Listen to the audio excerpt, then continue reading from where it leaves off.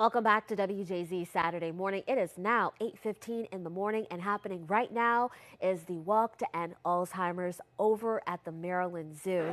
Joining us live, we have Dr. George Batar, the board chair of the Greater Maryland chapter of the Alzheimer's Association. Doc, thanks for joining us this morning. So first things first, can you tell us, how does the walk help advance medical research? Well, the walk actually funds research. This year, we're expecting to have over $100 million allocated from the association across all research opportunities, raised through events just like this. We have 600 walks to end Alzheimer's across the country.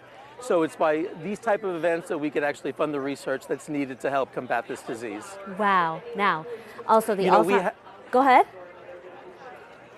No, I was just going to say, last year $112 million was spent on research opportunities, 76 of which went to direct scientific investigations. And one thing you may not know is the Alzheimer's Association is the third largest funder of Alzheimer's research, next to the United States and China.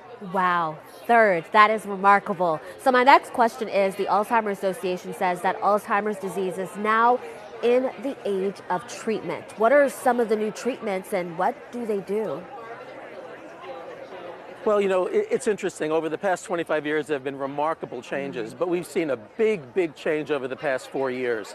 And, recently, we've had two drugs within the past few years released, Leqembi and Kisunia, which actually are used to treat the early stages of Alzheimer's disease by targeting beta amyloid plaques in the brain. And that's the hallmark feature, the pathologic feature of this disease.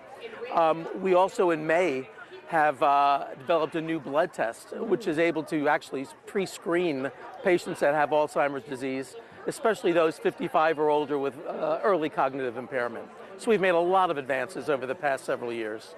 Wow, that is absolutely remarkable.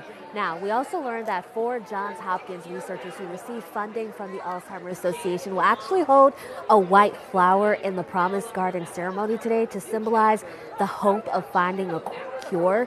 Why is research funding crucial to advancing this science? You kind of talked about this already. Exactly. Any funds raised go to research. Research isn't free. It costs something.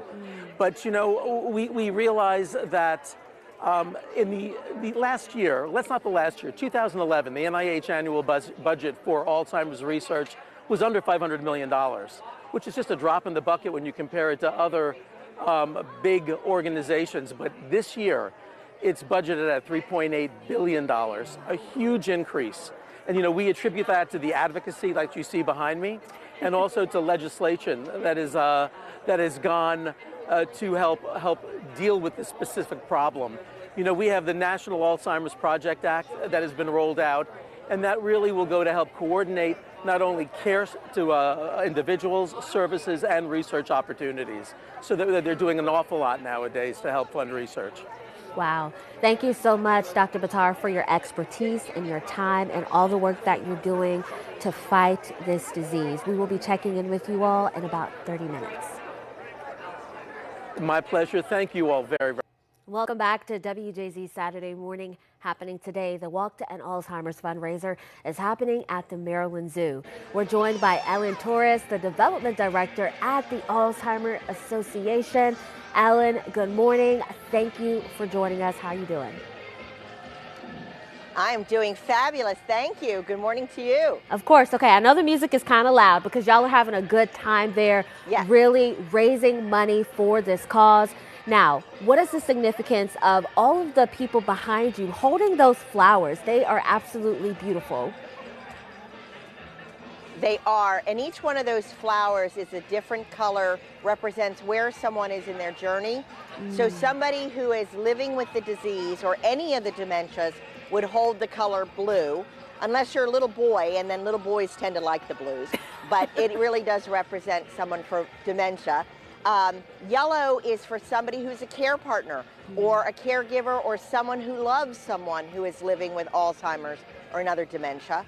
Orange is for people who are not yet personally connected, but who care about the cause and want to help us do something about it. And finally, the purple flower is for those who have lost someone to the disease. And we introduce one new color at the walk ceremony, which is a white flower, and that signifies the first survivor. And this morning, we had 4 of our Hopkins researchers who received funding directly from the Alzheimer's Association to hold that flower, because they're going to be part of a treatment, a cure, or a prevention for us, hopefully in the very near future.